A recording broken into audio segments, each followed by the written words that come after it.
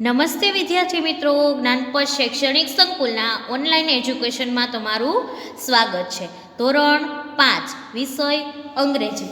જેમ કે તમે બધા જાણો છો અને ક્લાસમાં પણ આપણે રિવિઝન કરતા, પેપર સ્ટાઇલ સમજતા, એટલે કે આપણી મંથલી પરીક્ષા આવી રહી છે. તો વિષય અંગ્રેજી આજે છે આપણે આ વિડીયોમાં અંગ્રેજી વિષયનું છે જે પેપર સ્ટાઇલ છે તે આપણે સમજી લઈએ, જેનું પેપર તો તમારે પેપરની અંદર જ લખવાનું થશે. તો બધા વિદ્યાર્થીઓ છે એ પોતપોતાની પેપર સ્ટાઇલ કાઢશે.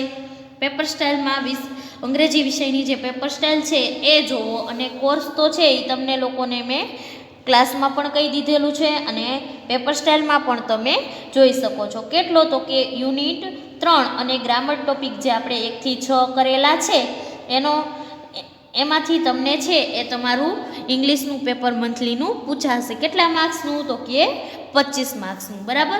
તો એમાં છે 1 થી 5 પ્રશ્ન હશે. તો એમાં પ્રશ્ન પહેલો છે કે નીચેના વિકલ્પોમાંથી યોગ્ય વિકલ્પ પસંદ કરી પ્રશ્નોના જવાબ લખો. સામે માર્ક્સ આપેલા છે 5. બરાબર. પેપર તો તમારે પેપરની અંદર જ લખવાનું છે. તો પહેલો પ્રશ્ન આપણને છે કે વિકલ્પવાળો પ્રશ્ન છે, તો એમાં તમને 5 વિકલ્પ પૂછાશે. તો ચાલો હવે બધા વિદ્યાર્થીઓ છે પોતપોતાની આઈડિયલ ખોલશે. આઈડિયલના પેજ નંબર 12 ઉપર જોવો તો કે એમાં છે આપણે વિકલ્પનું રિવિઝન પણ થઈ ગયેલું છે. બરાબર. તો ફરીથી એક વખત જોઈ લઈએ તો કે હુ ઇઝ નેહાબેન સન. 10મો પ્રશ્ન છે કે નેહાબેનનો દીકરો કોણ છે? તો એના માટે નીચે આપણને 4 વિકલ્પ આપેલા છે કે ગોલુ, પિંકુ, ભોલુ અને ટીંકુ. બરાબર. તો આવી રીતે આપણને પ્રશ્ન પૂછેલો હોય, સામે છે એ આપણને ખાનું આપેલું હોય, તો એમાં છે એ આપણે A, B, C, D જે જવાબ આવતો હોય એ આપણે એવી રીતે લખવાનો રહેશે. જેના માટે પહેલો પ્રશ્ન છે એમાં તમને 5 પ્રશ્ન પૂછવામાં આવશે, તો 5 પ્રશ્નનો જવાબ છે એ તમારે આ રીતે આપવાનો રહેશે. બરાબર. જે મેં તમને છે એ ક્લાસમાં પણ શીખવાડેલું હતું કે રોહિતભાઈ ઇઝ પિંકુ. 17મો પ્રશ્ન છે કે રોહિતભાઈ છે એ પિંકુના શું છે? તો કે અંકલ, ફાધર, ટીચર અને ગ્રાન્ડફાધર. તો કે એના પપ્પા છે. બી જવાબ આવે છે. તો તમને પેપરમાં અહીંયા ખાનું આપેલું હોય તો એમાં તમારે જવાબમાં બી છે એ લખી નાખવાનું. બરાબર. તો પહેલો પ્રશ્ન હવે તમને લોકોને સમજાઈ ગયો છે કે પેપરમાં છે એ તમારે કઈ રીતે લખવું. તો પાછા છે આપણે પેપર સ્ટાઇલમાં જઈએ અને બીજો પ્રશ્ન જોઈએ. પ્રશ્ન 2. નીચેના પ્રશ્નોના જવાબ લખો. ગોલુ અને પિંકુવાળા પ્રશ્નો. બરાબર. કેટલા માર્ક્સ છે? તો કે 3 માર્ક્સ. એટલે તમને 3 પ્રશ્ન છે એ ગોલુ અને પિંકુવાળા જે પાઠ આપણે ભણી ગયા ક્લાસમાં અને જે આપણે આઈડિયલમાં પણ પૂર્યો, એમાંથી આઈડિયલમાંથી તમને ગોલુ અને પિંકુવાળા પ્રશ્ન પૂછવામાં આવશે. બરાબર. તો એ કઈ રીતે લખવા? તો કે પેપરની અંદર જ તમારે લખવાના છે. તો જુઓ, પેજ નંબર 12 ઉપર જ આપણને પ્રશ્ન પણ આપેલા છે કે હુ હેઝ અ ન્યૂઝપેપર. તો હુ વાળો પ્રશ્ન મેં જેમ તમને ક્લાસમાં શીખવાડ્યું હતું એવી રીતે કે હુ વાળો પ્રશ્ન આવે એટલે આપણે એની જગ્યાએ જે નામ આવતું હોય, જવાબ આવતો હોય એ મૂકી પાછળનું છે એમનામ આપણે લખી નાખવાનું. બરાબર. તો આવા છે તમને બીજા પ્રશ્નની અંદર 3 પ્રશ્ન પૂછવામાં આવશે. પ્રશ્ન આપેલા હશે, નીચે તમને જવાબ માટે જગ્યા આપેલી હશે, તો એ તમે છે એ વાંચો એટલે ભણી ગયા હોય એટલે આપણને આવડતું હોય. જે સારા અક્ષર એ આપણે એની અંદર જવાબ છે એ તમારે લોકોએ લખી નાખવાનો છે. તો આવી રીતે બીજો પ્રશ્ન હશે. ત્યાર પછી પ્રશ્ન 3 જોઈએ.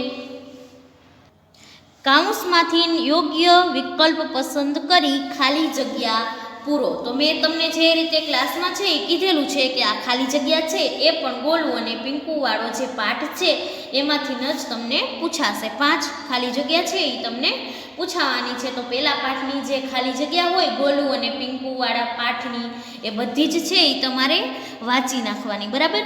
એમાં છે ખાલી જગ્યા હશે, ત્યાર પછી છેલ્લે તમને 2 વિકલ્પ પણ આપેલા હશે, જેમાંથી એક સાચો હશે. તો જે સાચો હોય આપણે ભણી ગયા હોય કે આ પાઠમાં આવું આવ્યું હતું, તો એ સાચો હોય એ વિકલ્પ તમારે એ ખાલી જગ્યાની અંદર લખવાનો રહેશે અક્ષર સારા કરીને. બરાબર. ત્યાર પછી જોઈએ પ્રશ્ન 4. તો કે આપેલા વિધાનો ખરા હોય તો સાચાની અને ખોટા હોય તો ખોટાની નિશાની કરો. બરાબર. એના માર્ક્સ છે 3 માર્ક્સ છે એટલે તમને છે એ 6 ખરા ખોટા પૂછેલા હશે કે એક ખરા ખોટા એક વાક્ય છે એનો જવાબ તમે આપો એટલે તમને અડધો માર્ક્સ મળે, બરાબર.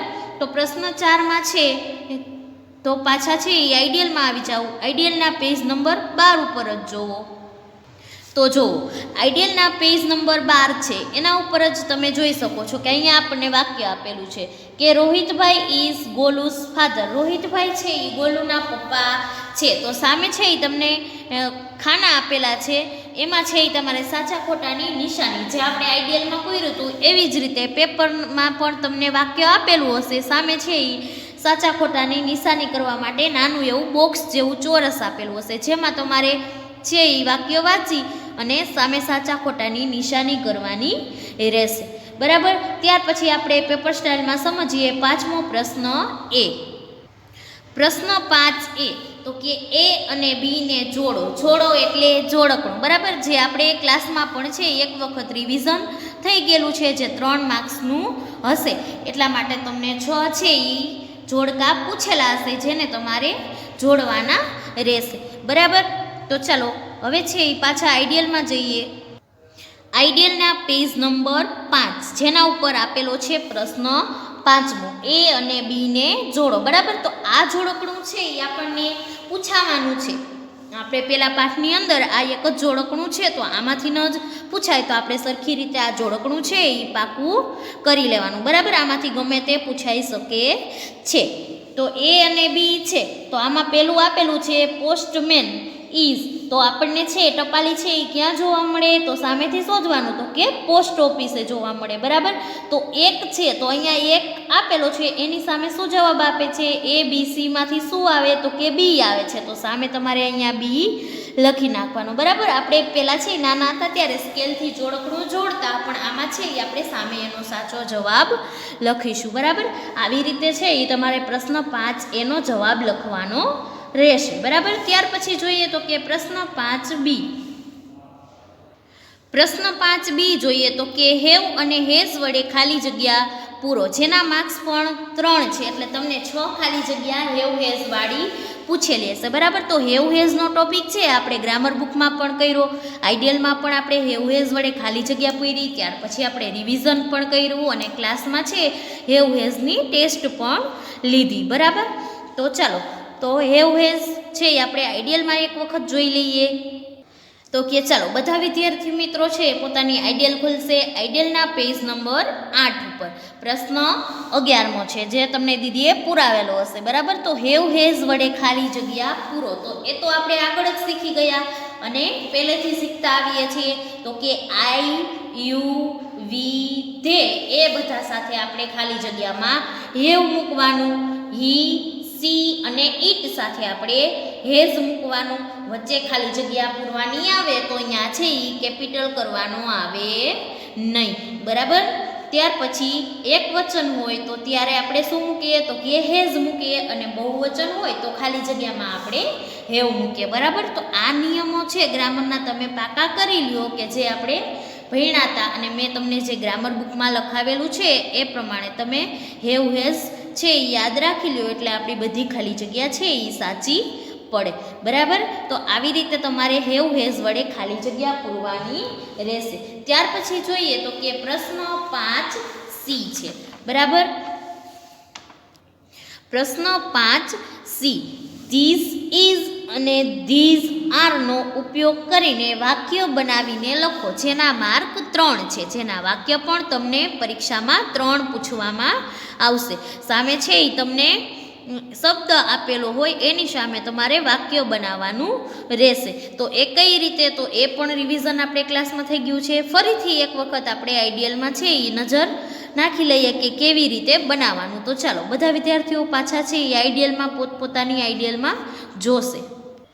તો કે આઈડિયલના પેજ નંબર 9 ઉપર 12મો પ્રશ્ન આપેલો છે, જે આપણે પરીક્ષામાં પૂછાવાનો છે. એવી રીતે આપણે આમાં પણ છે કે ધીસ ઇઝ અને ધેર આરનો ઉપયોગ કરી અને વાક્ય બનાવવાના છે. તો જો આપણે પૂરેલું છે એમાં તમે જોઈ શકો છો રાનીઝ કબટ, બરાબર. રાનીનો કબાટ એવું કીધું છે. તો એક વચન હોય તો ત્યારે આપણે ધીસ ઇઝ આવે, જ્યારે બહુવચન હોય તો ધીસ આર આવે, બરાબર. તો એવી રીતે અહીંયા વાક્ય તમારે બનાવવાનું, ધીસ ઇઝ રાનીઝ કબટ. બીજું છે અનુસ ટોયઝ, અનુના રમકડાઓ, તો બહુવચન આવ્યું ટોયઝ એટલે, તો અહીંયા ધીસ સાથે શું આવે બહુવચનમાં આર અને અનુસ ટોયઝ. તો આવી રીતે તમને 3 વાક્ય છે એ 5Cમાં પૂછવામાં આવશે અને સામે છે એ તમને જગ્યા ખાલી આપવામાં આવશે. તો એમાં છે એ તમારે સાચું વાક્ય બનાવી અને લખવાનું છે. પહેલો અક્ષર છે એ કેપિટલ કરવાનો છે, વાક્ય પૂરું થાય એટલે પૂર્ણવિરામની નિશાની કરવાની છે, અક્ષર સારા કરવાના છે, પેનનો તમારે ઉપયોગ કરવાનો છે. અત્યાર સુધી 4થા ધોરણમાં તમે પેન્સિલનો ઉપયોગ કરતા, હવે મોટા થઈ ગયા એટલે 5મા ધોરણમાં પેપર છે એ પેનનો ઉપયોગ કરીને લખવાનું છે, બરાબર. અને તમારે લોકોને કોઈને આઈડિયલ પૂરવાની બાકી હોય તો દીદી છે એ PDF મોકલે, એમાંથી તમારે લોકોએ છે એ આઈડિયલ પૂરી અને વાંચતા રહેવાનું છે, બરાબર. તો આ વિડીયોમાં છે આપણે અહીંયા સુધી અભ્યાસ કરીએ છીએ.